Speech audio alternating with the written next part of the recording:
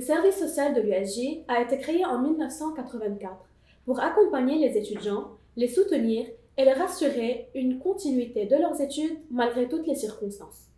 Nous rencontrons aujourd'hui Madame Chiara Khatounian, coordinatrice des bourses et chargée de communication au cœur du service social de l'USJ. Bonjour Chiara. Bonjour Yasmina. Merci beaucoup d'avoir pris le temps aujourd'hui pour répondre aux questions les plus fréquemment posées par les étudiants concernant les aides financières données et accordées par le service social de l'USJ. Merci, c'est un grand plaisir d'être avec vous aujourd'hui. Donc Chiara, pour commencer, quelles sont les différentes formes d'aide sociale et financière du service social? Donc, le service social accorde des bourses sur critères sociaux et qui sont décidées suite à une évaluation globale de la situation sociale et financière de l'étudiant et de sa famille. Donc, on analyse le besoin et aussi la capacité de la famille à payer une scolarité. Donc, on va spécifier un pourcentage de bourse qui sera déduit de la scolarité. Et c'est un pourcentage, si tu veux, le service social va s'engager avec ce pourcentage pour l'accorder depuis que l'étudiant rentre à l'USJ jusqu'à ce qu'il termine son cursus universitaire. Lorsqu'un étudiant a aussi un bon niveau académique, on va accorder des aides supplémentaires de différentes sources pour pouvoir l'aider à gérer encore mieux sa scolarité, à se concentrer davantage sur son projet d'études et donc réduire son souci financier. Donc, comme vous voyez, ces bourses accordées par le service social peuvent être cumulées. Donc, un seul étudiant pourrait bénéficier de plusieurs formes de bourses. Et en plus, si un étudiant bénéficie d'une bourse académique, par exemple la bourse Magis ou une bourse d'excellence, il pourra aussi bénéficier d'une bourse du service social. Donc, il a le libre choix de présenter un dossier chez nous aussi. D'accord. Et comment un étudiant peut-il postuler pour une demande de bourse? Justement, donc pour pouvoir postuler à cette bourse, il va commencer par se connecter sur le site de l'USJ, spécifiquement sur la page du service social.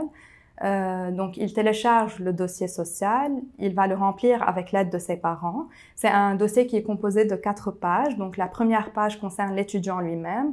La seconde page concerne la famille de l'étudiant, les autres membres de la famille. Troisième page, c'est tout ce qui est financier. Et puis, la quatrième page que nous aimons toujours lire, c'est où l'étudiant va exprimer lui-même, avec ses propres mots, sa situation et qu'est-ce qu'il attend de nous en tant que service social.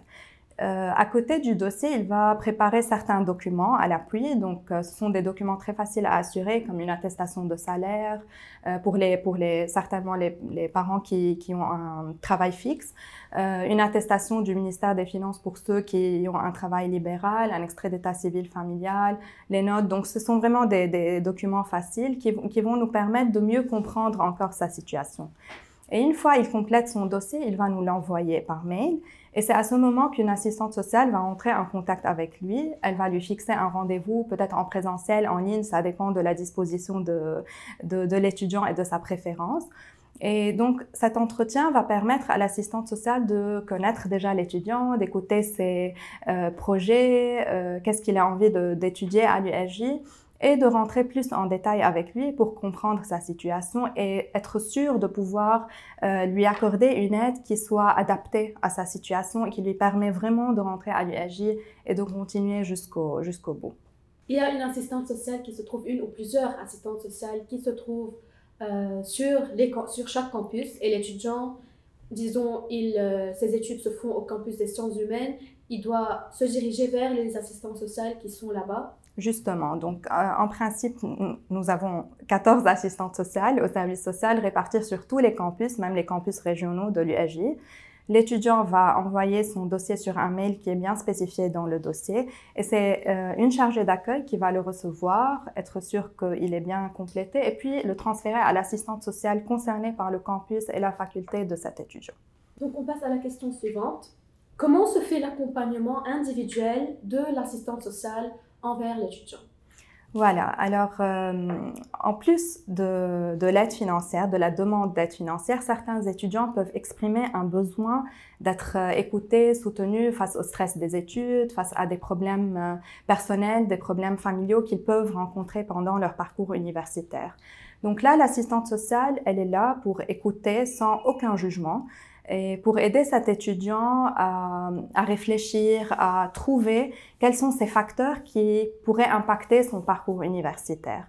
Et de là, ils vont penser ensemble. Et je tiens à dire ensemble parce que nous travaillons dans un esprit de partenariat au service social, parce que nous croyons que l'étudiant est le plus grand expert dans sa situation actuelle qui lui pose problème.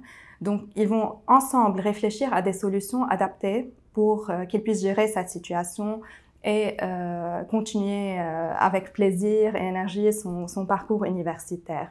Et certainement, cet accompagnement se fait dans une confidentialité totale. Il faut dire aussi que parfois, cet accompagnement peut rencontrer certaines limites. Donc, c'est à ce moment qu'on va mettre à contribution d'autres services aussi de l'USJ, comme le service d'aide psychologique, le centre de soins médical. Donc, voilà. D'accord. Et pour conclure, quel rôle peut jouer le service social dans la prise en charge des étudiants en situation de handicap? Nous, en tant que service social, ce qu'on fait d'habitude, c'est d'adapter en continu notre travail pour pouvoir répondre aux changements sociétaux, aux changements au niveau des lois, à l'accessibilité des droits et tout. Et donc, dernièrement, on a tous remarqué qu'il devient de plus en plus difficile au Liban d'accéder aux soins de santé. Et c'est pourquoi nous avons pris la décision pour l'année 2023-2024 d'accorder, si vous voulez, une attention particulière aux étudiants qui sont à besoins spécifiques ou qui ont des problèmes de santé, nécessitant des hospitalisations fréquentes, des traitements, des examens réguliers. Parce que, en fait, nous voulons être à leur côté pour qu'ils puissent donner priorité à leur traitement, en fait.